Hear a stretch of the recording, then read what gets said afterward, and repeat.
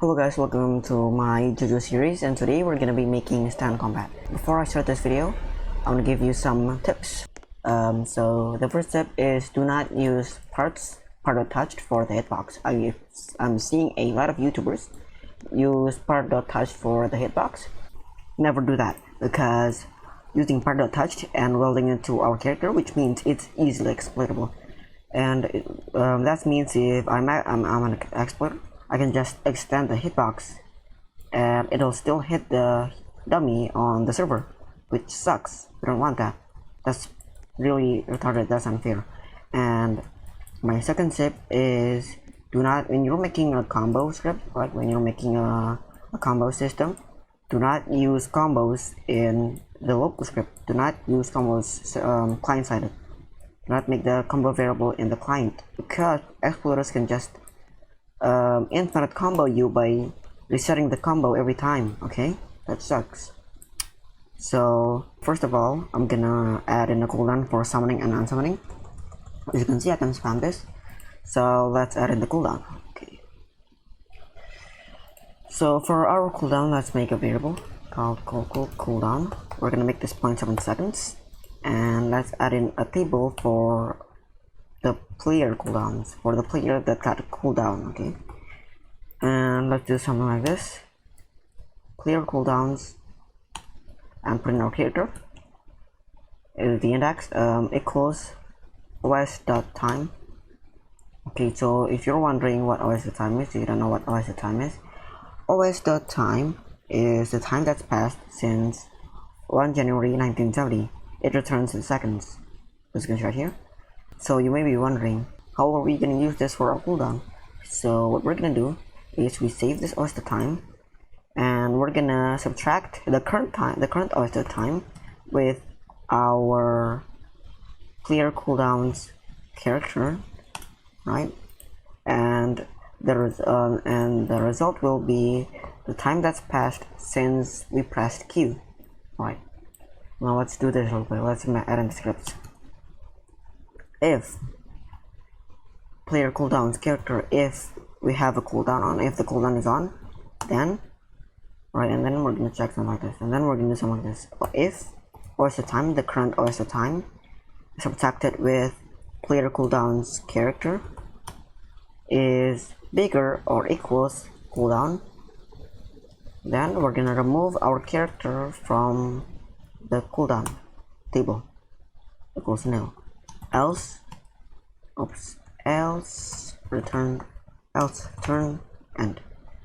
Alright, so let's say the current os.time is 7 seconds, and then our player cooldowns character is 5 seconds, which means if we subtract 7 with 5, and then we're gonna get 2. The number 2 is the time that's passed since we used the summon function. Then we're gonna check if the 2 seconds is bigger or equals the cooldown, then it's gonna remove the character and it's gonna continue the script. And then let's do the same thing for our unsummon function. Right, let's test this out. See, it works. Okay, the cooldown exists.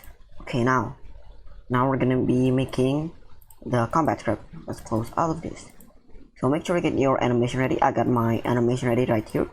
Put your animations inside of the animation folder. Hold on, let me rename this to 1, 2, 3, 4, 5. Okay, make sure you've renamed your animations to your combo order, and let's put this inside of your stand. Hold on, our stand, storage, stand. Oops, oh my god. Put this inside of the stand folder, and let's make a folder called moves. Rename it to moves, since in a different video, in the future video, we're gonna be making moveset, and we're gonna be putting the local scripts inside of this folder. And then let's rename this to combat client. Let's add a remote event. You know the drill. Rename this to combat. Yeah, let's rename this to combat, and let's add in a server script. Combat script. Alright, now let's do some of this. You know the drill. Game get service, user input service. And detect the inputs, remote equals game dot open storage, child, combat, input service dot input began, connect function, key typing. Let's add in F typing first. And instead of key and instead of key.key code, we're gonna do key dot user input type equals enum dot user input type dot mouse 1, since we're gonna be checking if the character clicks the mouse or not. Then remote fire server. That's it. We don't need to touch this anymore. And now we're gonna do our server script, combat server. So for our combos, we're gonna be using attributes. Game. Let's add in a game.players.player edit event. Player edit, connect function. Put the player here. Player.character edit. If the character is added inside of the workspace, edit connect function. Put in our character parameter. Character set attribute. Set attribute is to create an attribute or to edit an attribute. Put in the attribute name. I'm gonna name this combo and the value, which is 1. And then let's create a remote event variable. Local remote equals game replicate storage, wait for child, remote event, remote combat. It's called combat. Yeah. Remote dot on server event, connect function. Player, put in the player here. Local character equals player dot character. Local stand equals character dot stand. Local animation controller, local controller equals stand dot animation controller. Local stand rootpart stand underscore rp equals stand dot primary part. We're making the variables right now. Primary parts and the build. Local build equals stand dot build. Alright, now let's make let's make the animation variable. Hold on, let's do this. I don't know. Local anims equals stand dot anims. It's called anims right here. And then we're gonna sum this local current animation, current anim equals controller load animation. And the anims, and we're gonna put in the index, and it's gonna be our combo. Since let's say we're punching 2 times, then our combo is 2, which means we're gonna play the second animation. But first, let's make a combo variable. Local combo equals character get attribute combo. Get attribute gets the attribute, gets the value. Okay, set attribute sets the attribute. Animus combo. Now that we've done this, we're gonna make a function to change the combo. Local function combo changer. Put in our character and combo as parameter.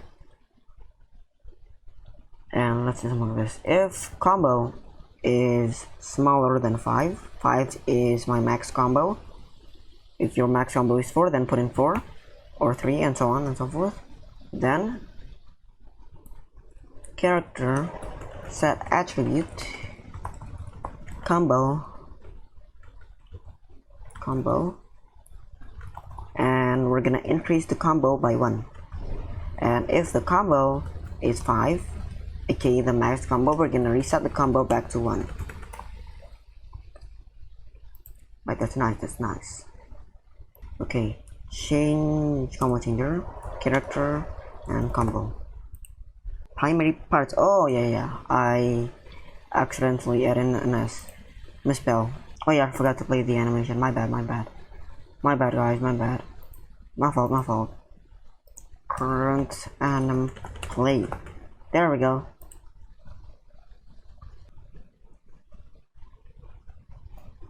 Alright, the animations work. That's nice. That's really nice. Okay, so Yeah, that's cool. That's really cool. And but the anime, when you spam M1, the animation is overlapping, so that's why we're gonna add in a cooldown. Let's add in an attribute called character set attribute attacking. Then we're gonna check if the character is attacking or not. Local attacking equals character get attribute attacking, which gets the value. And if the character is attacking, then it's gonna stop the script. Okay, and then so return end. Alright, so once the current animation is over, right, we're gonna select this current animation dot ended. Yeah, I'm pretty sure it's called I'm pretty sure the event is called ended. Let me find out. Nah, it's called dot stopped. My bad. Dot stopped connect function. So when your animation is over, it's gonna set the attribute back to set the attacking attribute back to nil, which destroys the attribute. Alright, so in my previous series, the combat series, I used task delay and then the duration of my animation instead of animation.stopped. I recently found out about this. This is a really cool mechanic. Oh, I forgot to put in the value. Let's see if this works again or not. Right, let's see if this works. I'm spamming M1 right now. Yeah. Alright, so now we're gonna tween the stand forward. Okay, so let's add in my tween service. So let's require my tween service module game. Actually, not require game replicated storage dot tween service v2. I'm gonna put this above the remote event, and let's do something like this. So yeah, okay. Alright, well, so it hides the player added event. Alright, actually let's make the tween info first. Local info equals tween info.new. The duration will be 0.13 seconds. Okay, and I'm not using, you can change this to whatever you want. For me, I'm gonna put this to 0.13 seconds. Quad, and I'm not using direction dot out. Right, let's do something like this. TS create. Let's put this, yeah, let's put this below this. TS get tween object, the instance, which is the weld, the info, which is the info, and the goal. We're gonna change the C1 to make the, we're gonna change the offset to make the stand in front of us. Cframe.new 001. I think that's the right keyframe. Alright, and then let's play this animation. I'm in tween animation, my bad. Right, let's see if this tweens will work. Okay, it works. Now I'm gonna make it tween backwards, so tween it to the original position. So now we're gonna do something like this. TS get tween object, weld, the info, and the goal, which is C1 cframe.new. We're gonna change this to the original stand summoning offset, which is 2 minus 1 and minus 2. 2 minus 1 and minus 2. Let's play this. Play. Right. Let's play. Alright. Some understand. It's gonna tween backwards, but the thing is, when you spam click, it's gonna be jittery. I want it to be like YBA, right? When I keep M1ing, when I don't stop M1ing, the stand won't be tween backwards. But when I stop M1ing, the stand will be tween backwards. Right. So to do this, we're gonna need to give the player a chance to M1 again. Let's wait 0.5 seconds. I mean 0.3 seconds function using task.delay. You already know what task.delay is. So it's gonna give the player a chance to M1 again, right? and so the chance is 0.3 seconds. We can make this shorter if you want. So it's gonna check if the character is still emoting or not by doing something like this. Character get attribute combo -1. -1 by why did I do the -1 here? Well, it's because the combo is always bigger. I mean, the get attribute combo is always bigger than the combo variable, because the combo variable is like the current combo, and the combo attribute is like the future combo. Okay, so that's why we're gonna do -1. If character get attribute combo -1 is still the same as combo, that means that the character stopped M1ing then. So by doing this, it's gonna check if the character stopped M1ing or not. If the character is not M1ing anymore, then it's gonna tween the stand backwards. But if it's still M1ing, then the stand won't be tweened backwards. Let's see. Let's check. 1, 2, and then I stop M1ing, and then it's gonna get tweened backwards. But the thing is, if I do this on the 5th combo, 3, 4, 5, it's not gonna get tweened backwards. The 5th combo didn't get tweened back because when my combo is 5, it's gonna get reset to 1. So 1 minus 1 equals 0, right? And 0 is not the same as 5 since my previous combo is 5. So that's why we're gonna add in an else if statement. Else if combo is 5, then it's gonna get tweened back. So let's see if this works.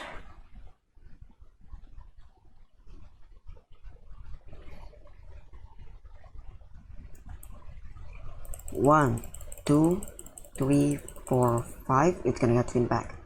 1, 2, 3, I stop M1ing, it's gonna get tweened back. If I don't stop M1ing, then it's not gonna get tweened back. It's only gonna get tweened back if I stop M1ing.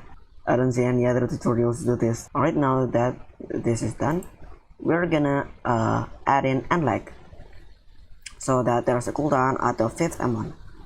To do this, we're gonna do something like this. If combo equals 5, then task dot wait 1. So when my combo is 5, it's gonna wait 1 second, and then it's gonna continue the script. And then let's change my humanoid speed. Hold on, let's change my walk speed to 5. So hold on. Let me add in my humanoid variable. Let me add in a humanoid variable. Local humanoid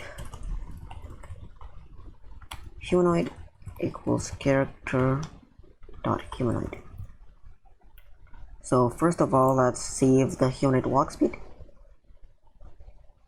Then old speed equals humanoid walk speed. Hold on, local old speed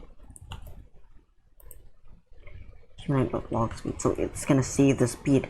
Let's say my speed was already 7, and then I wait 1 second, and then it's gonna return my speed back to 7 instead of 16, which is good.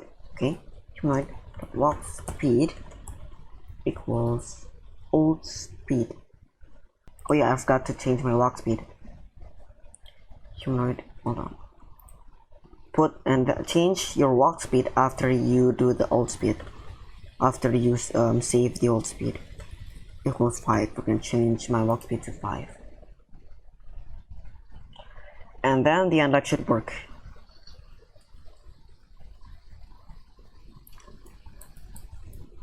Alright, I spam M1.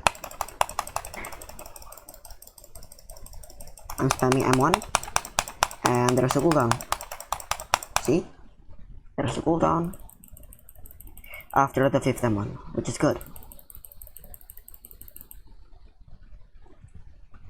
So we've done the tweening, the Endlag, and the combo. Now we're gonna do the hitbox, which is the fun part. So for the hitbox, we're not going to be using part.touch, that sucks, nor magnitude, that's pretty good, but we're going to be using raycast hitbox since I want my hitbox to be way more precise than magnitude. Alright, this is the raycast hitbox deform. So this is how raycast hitbox works. So you create the hitbox using attachments and then renaming it to damage point. And to start the hitbox, you need to create a hitbox variable, raycast hitbox.new.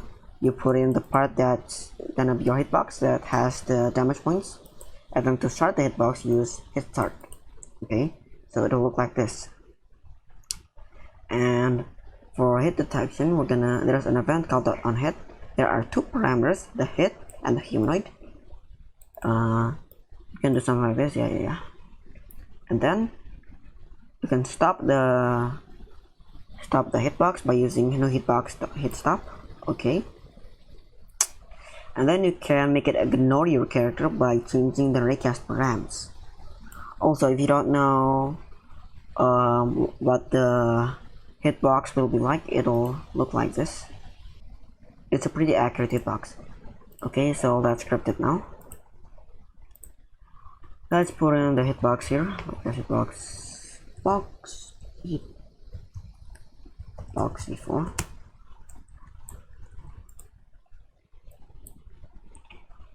Put this in server storage, and then I'm gonna make a folder for modules. Since we're definitely gonna be using more than one module, I can say that for certain. So, like the tutorial, we're gonna be making the damage points. So my combo animation uses every single body part. That's why I'm gonna be adding the damage points on every single arms, on every single limbs. And then we're gonna add in the attachments, and then I'm gonna make it visible, but that's it. And then rename it to damage point. I'm gonna jump cut to when I've made all of my damage points. Okay, alright, I'm done with my damage points. Do not copy my damage points, by the way. I made this damage points solely for my animation. Since we're not gonna be using the same animations, make your damage points fit to your animations, not my animations. So do not copy mine. Okay, go to your combat script and require the raycast hitbox. Ray module equals require game.replicate storage dot not replicate storage, server storage dot modules dot raycast hitbox before. And now we're gonna create the hitbox by doing something like this. Local hitbox equals module.new, and put in the part. Okay, so before we put in the part, we need to make a part table. Alright, by doing something like this, parts equals. So in my animation,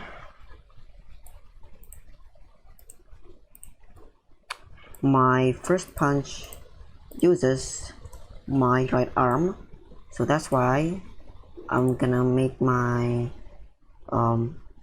first value stand right arm. Oh yeah, put in your stand back to its original position, back to its original place. Server storage. Okay. Server storage. Come on, man. Server storage.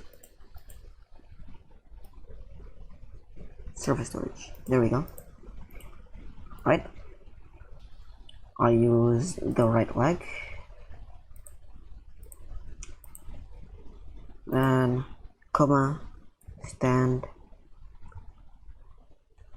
Not right leg, left leg. My bad. Right. leg, and then left arm. Left arm.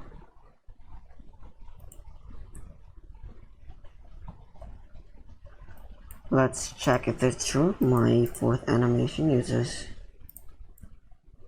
right leg, and the 5 animation should be the left arm. Okay, do this, but use your animation's body parts. Okay, do not copy this. So I made this in order of the combo, so we can just do something like this. New, the parts table, and then index it with our combo. Okay, that's cool. Let's start the combo. Let's start the hitbox. Hit start. To start the hitbox, you use hit start.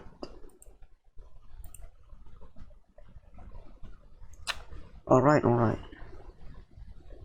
Now there is an event called. Bro, what's up with this? Oh, my bad. This shouldn't be glitching now. Go hitbox. Local hitbox equals module. Remodule, I guess. Cast mod. Bro, remodule. Okay, remodule.new. And the parts table. Put in our index it using our combo.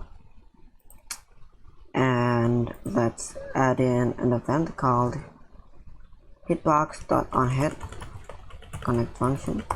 There are two parameters, the hit and the humanoid.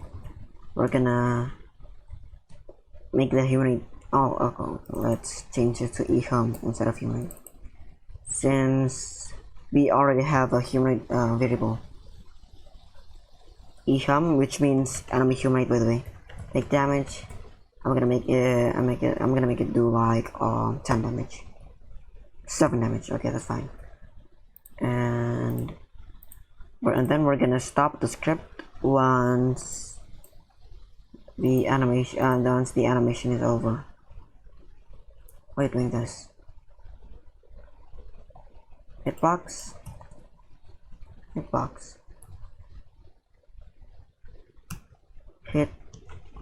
Hit stop. Do not put this below here, by the way, since it uses task.wait. If you put this below here, then when your combo is 5, it's gonna wait 1 second before your hitbox will stop. Okay, let's hope this script works. I hope this script works. Please work. It's been like 38 minutes, but I don't want to fix any errors. Yo, it works. Look at this. It works, yo. Oh yeah, it is my character. Oh yeah, my bad. The hitbox is my own character. So that's why we're gonna be making an ignore list by using raycast params. Okay. Local params equals raycast params.new. Params.filter type. So we're gonna change the filter type to blacklist. Raycast filter type .blacklist, and we're gonna do params filter descendant instances equals our character. So it's gonna blacklist our character, so it's gonna ignore our character. Okay, and we're gonna change the hitbox raycast params to our params. Raycast params equals params. This should work now. This will work, I hope.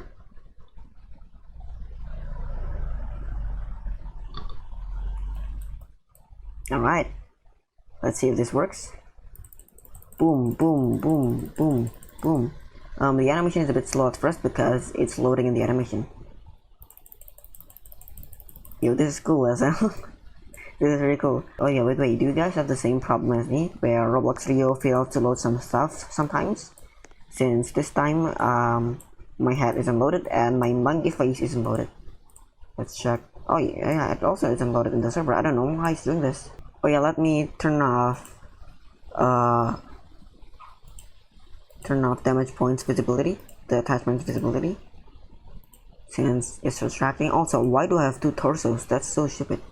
Let's delete this. You only need 1 torso. And let me turn off the visibility real quick. Alright, so now we're gonna do things.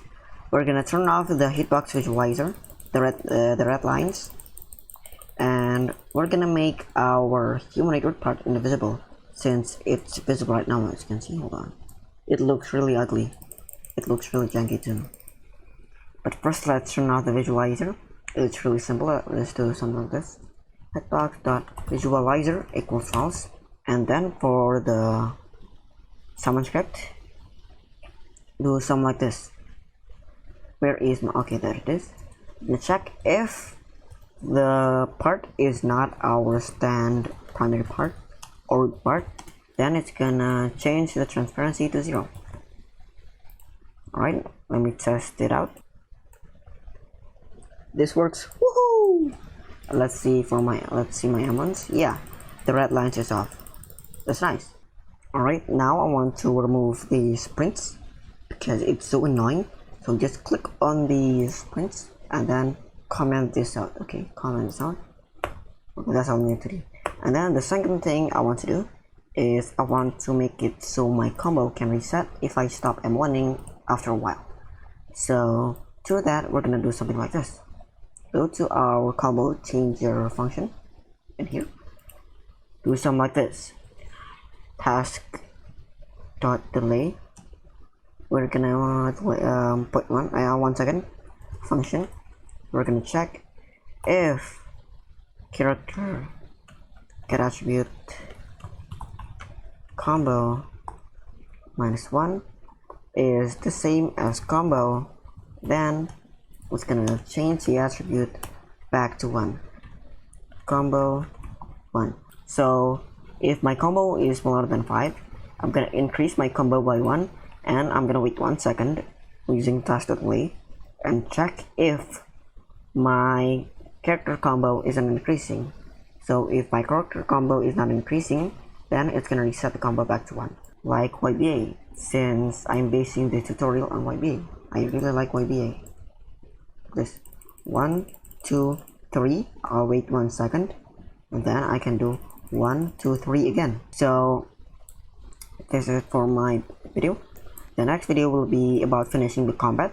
I'm gonna add in sound effects, I'm gonna add in stuns, add in knockbacks, and I'm gonna be I might be adding particles for the head effect, you know. Thank you for watching, and I'll see you next time. Goodbye.